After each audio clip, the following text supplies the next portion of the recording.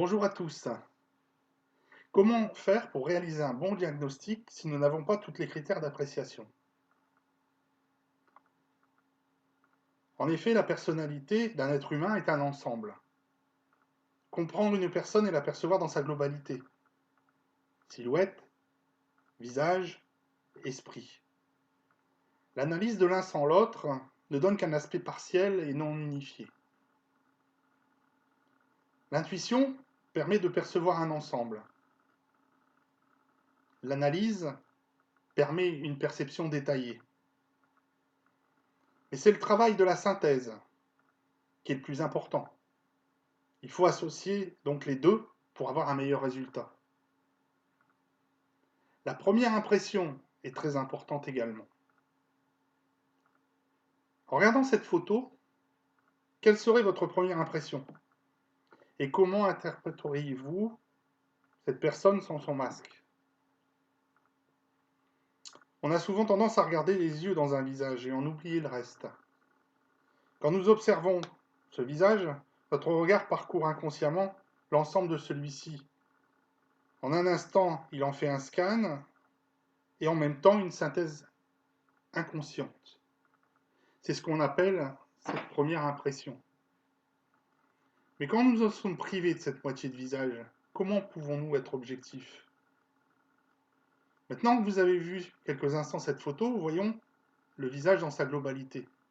Et maintenant, voyez-vous cette personne de la même façon? Je vous propose maintenant 3 exemples différents. Sur 2 visages identiques, il suffit de modifier le bas pour changer l'expression d'ensemble. Regardez. Ainsi passer d'un individu actif à passif, de rondeur à angularité,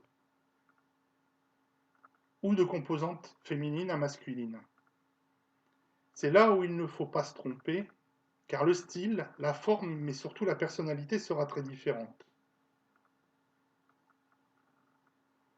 Le profil est aussi très important,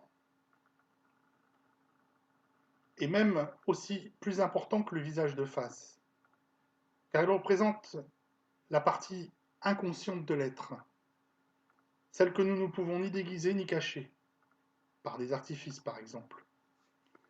Sur ce croquis, le trait vertical traversant l'oreille est une délimitation entre la zone de notre conscience et la zone de notre inconscient.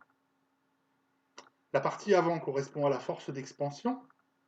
Elle indique quelle part de ces forces l'être projette dans l'action. Elle est liée à l'activité physique par la partie basse, cérébrale par la partie haute. Cette observation permet de comparer la part de pensée active et la part de pensée réceptive inconsciente. Tous ces éléments, ainsi que le reste du visage, vous aideront ainsi à comprendre votre cliente pour mieux la conseiller. Car ne pas la comprendre, c'est perdre en résultat. C'est ce que je vous propose dans une formation où vous pourrez tranquillement de chez vous, dans votre canapé, suivre à votre rythme pendant 2 semaines les différents modules que je vous propose. Durant ce temps, nous nous retrouverons en visioconférence où je proposerai avec vous de faire des études de cas.